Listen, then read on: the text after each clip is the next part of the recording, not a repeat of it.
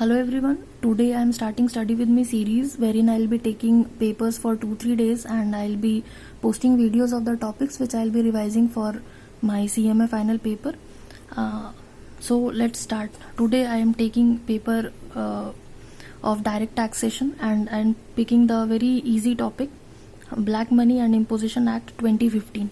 In this video, whatever I say, you'll have to revise it with your own scanner, and I'll be explaining the topics in a very easy manner so that when you switch to reading scanners and going through the scanners, you find easy to recall and remember things. So let's start.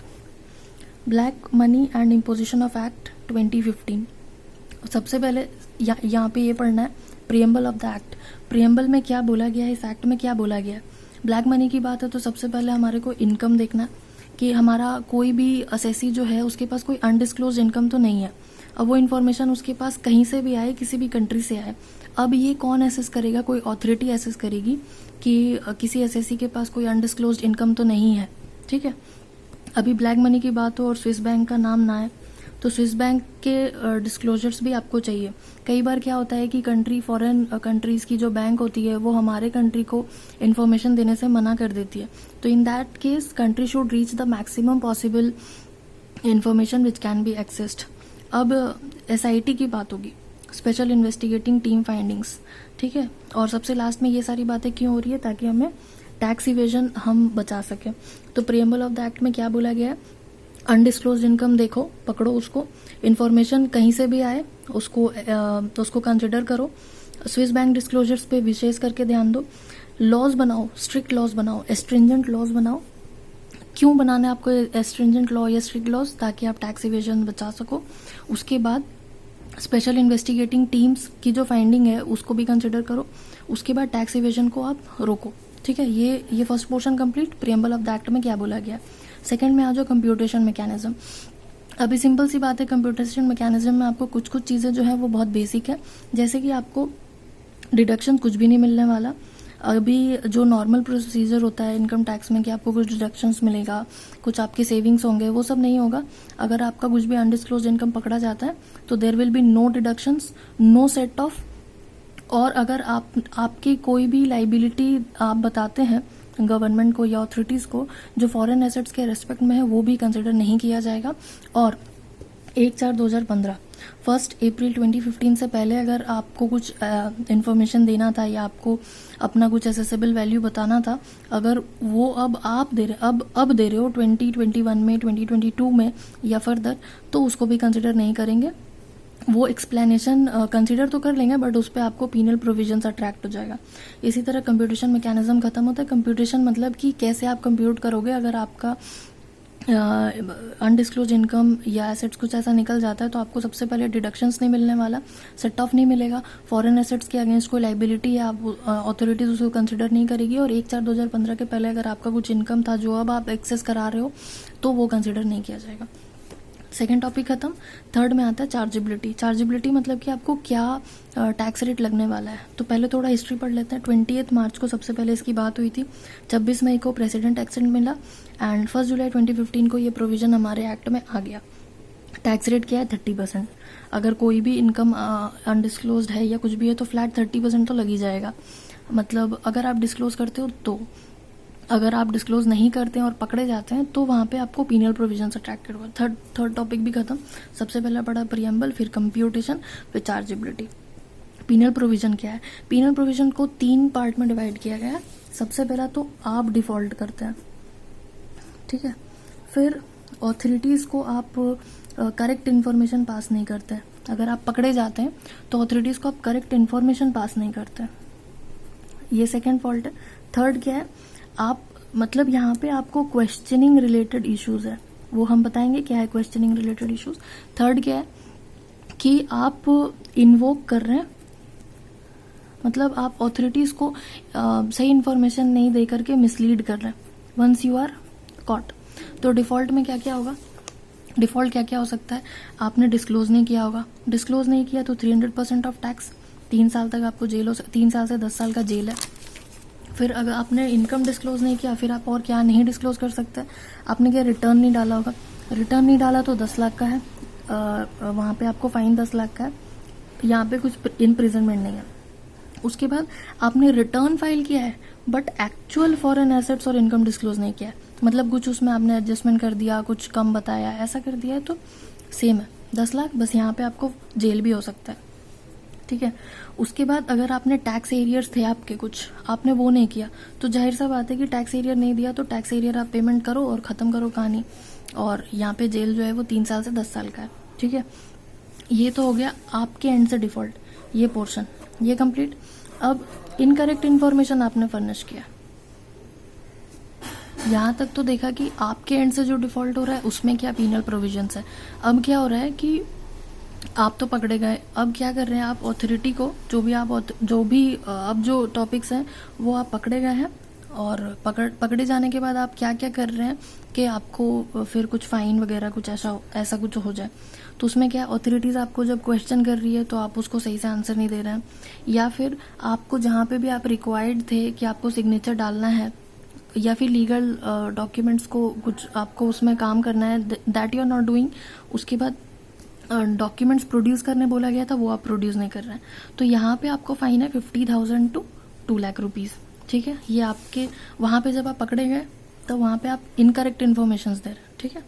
Default खत्म, incorrect. अब क्या हो रहा है, आप authorities को पकड़े गए, आप आंसर्स दे रहे हैं उसको, बट वो आंसर्स ना गलत दे रहे हैं, you are giving false information, आप दूसरे को इंड्यूस कर रहे हैं कि भाई तुम गलत इन्फॉर्मेशन दो, तो यहाँ पे क्या है 6 months to 10 years आपको इम्प्रिजनमेंट है, कुछ मॉनेटरी फाइन नहीं है। उसके बाद लास्ट है क्या कि अगर आपने 2-3 बार, मतलब पहली बार आपने कर दिया, पहली बार आपको ये पीनल प्रोविजन अट्रैक्ट हो गया, उसके बाद सेकेंड टाइम आपने फिर कुछ झोल झपेट किया तो वहाँ पे आपको 3 साल से 10 साल का सजा है। ये खत्म टॉपिक, पीनल प्रोविजंस खत्म। अब क्या है, scope of undisclosed income. Scope of undisclosed income में क्या है कि क्वेश्चन है scope of undisclosed foreign income and assets under black money act, ठीक है। इसमें शॉर्ट नोट्स आपको कई बार पूछते हैं, तो इसमें क्या आपको बताना है कि undisclosed foreign income and assets है क्या। सबसे पहले क्या है कि कोई भी ऐसा एसेट जो लोकेटेड आउटसाइड इंडिया है, ठीक है, दैट इज नॉट डिस्क्लोज्ड। अगर ऐसा कोई एसेट आपके पास है दैट इज नॉट डिस्क्लोज्ड और अगर वो पकड़ा जाता है दैट इज फॉरेन इनकम। उसके बाद कोई भी ऐसा सोर्स, ठीक है, that is located outside India और उसके रेस्पेक्ट में आपको कुछ मॉनेटरी बेनिफिट आ रहा है, बेनिफिशियल ओनर है और वो आपने रिटर्न में नहीं बताया, that is also undisclosed income.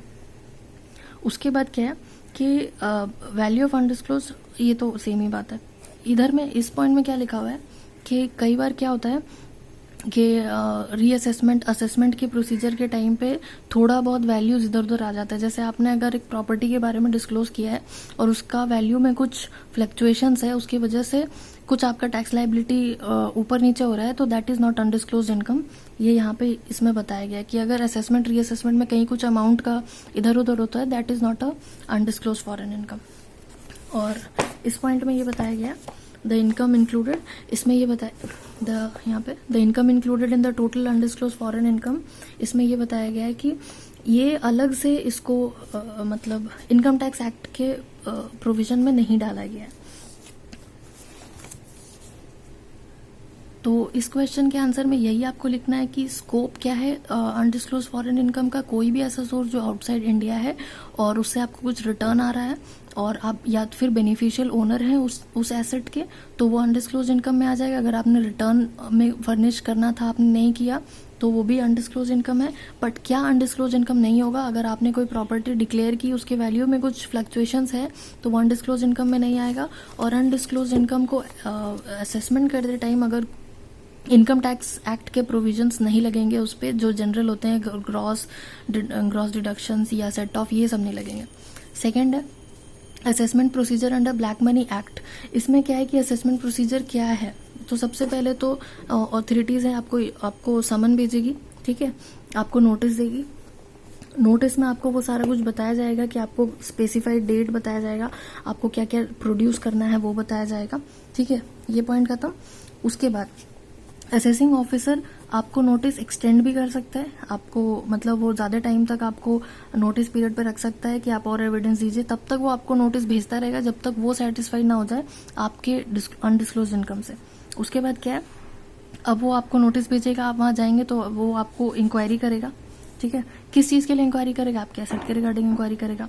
और उसके बाद असेसिंग ऑफिसर आफ्टर कंसिडरिंग सच अकाउंट, जो भी चीज़ें आपने प्रोड्यूस की है वो सारा कुछ वो कंसिडर करेगा, सब कुछ देखेगा।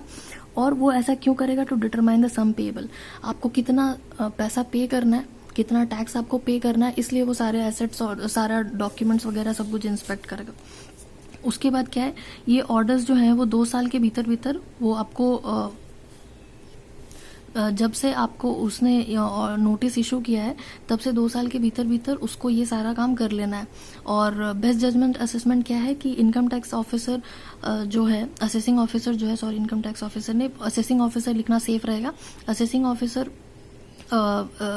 मतलब जो दे देगा उसके हिसाब से जो बेस्ट जजमेंट होगा कि आपको इतना लाइबिलिटी देना है, वो वही हो जाएगा उसका final decision. But best judgement assessment से पहले वो एक बार आपको सुनेगा जरूर। एसएससी के पास अपॉर्चुनिटी ऑफ बीइंग हर्ड, ठीक है। ये भी टॉपिक खत्म। अब नेक्स्ट आता है what is previous year. Previous year सबको पता है, 12 मंथ्स का स्ट्रेच जो होता है दैट इज प्रीवियस ईयर, वो 31st और जो भी है, ये टॉपिक बहुत इजी है, ये सबको पता होता है। You have to write it on your. Next topic है बेस्ट जजमेंट असेसमेंट। ये कर लिया कि इनकम टैक्स ऑफिसर जो, सॉरी असेसिंग ऑफिसर जो है वो आपको अपने हिसाब से जो उसको सबसे सही सुटेबल अमाउंट लगता है वो आपको बता देगा कि आपको इतना पे करना है। और बिफोर पासिंग और finalising the best judgement assessment ही the SSC has the right to be heard. ये तो ठीक है। नेक्स्ट क्वेश्चन है what are the penal provisions. ये ऑलरेडी हो चुका।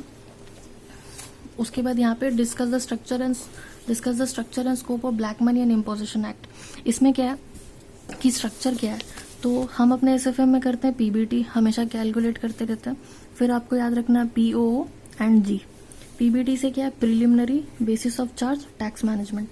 पी से है penalties, offences and prosecution, one time disclosure window and general provisions, ठीक है।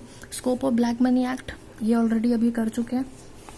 उसके बाद what is included in financial interest under black money and imposition act, sorry what is included in financial interest under the black money and imposition act. इसमें आपको वही basically लिखना है कि आपके जो एसेट्स बाहर हैं जिससे आपको रेवेन्यू आ रहा है, या बेनिफिशियल ओनर है, या आपका कोई टाइटल है, ये सारी चीजें जो हैं वो आपको इसमें लिखनी है कि कौन कौन सी चीजें ऐसी हैं जिसके बेसिस पे आप ब्लैक मनी एक्ट के परव्यू में आ जाएंगे, ठीक है। Next question, explain the undisclosed foreign income and asset under, explain the undisclosed foreign income and asset under the provision. Same question है कि क्या क्या आपके पास एसेट हैं, क्या क्या आपके पास इनकम है जिसके वजह से आप इस एक्ट के परव्यू में आ जाएंगे।